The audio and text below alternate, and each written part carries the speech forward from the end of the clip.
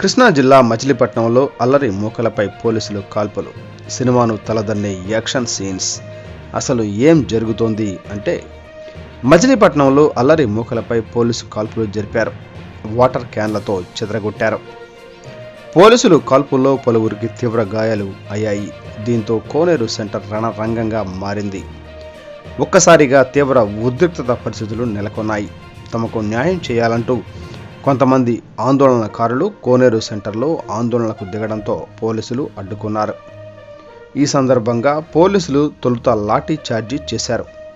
వార్నింగ్గా గాలిలో కాల్పులు కాల్చారు. ఆ తర్వాత టియర్ గ్యాస్ను ప్రయోగించారు. ఆపై వాటర్ క్యాన్లలో మూకలను చెదరగొట్టారు. అయినప్పటికీ పరిస్థితి అదుపులోకి రాకపోవడంతో తొలుత గాల్లోకి, అనంతరం అల్లరి మూకలపై కాల్పులు జరిపారు. ఈ కాల్పుల్లో పలువురికి తీవ్ర గాయాలు అయ్యాయి.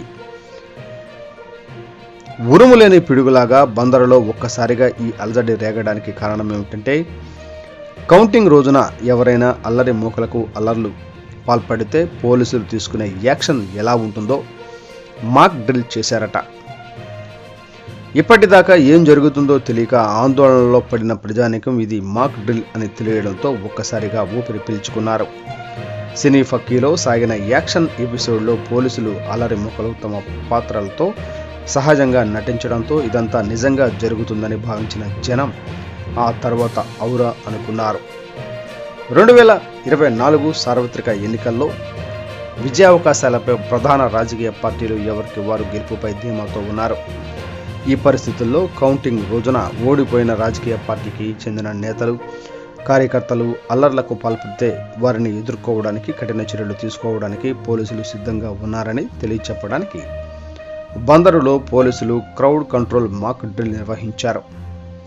రబ్బరు బుల్లెట్లతో ఫైరింగ్ చేశారు. ఈ ఫైరింగ్లో పలువురు ఆందోళనకారులకు గాయాలయ్యాయి.